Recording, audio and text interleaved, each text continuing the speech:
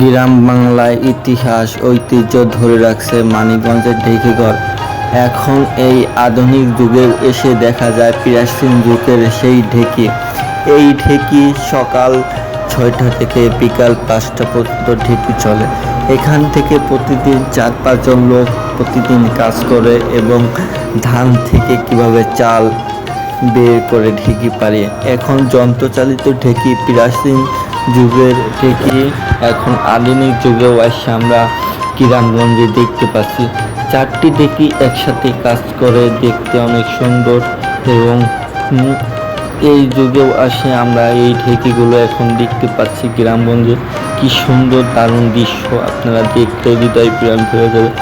মানিকগঞ্জ জেলায় ঘেরুর উপজেলায় এই ঢেঁকিঘরে না আসলে আমরা বুঝতে পারতাম না যে এই যুগেও আমরা এই ঢেঁকিঘর দেখতে পারবো গ্রামগঞ্জে।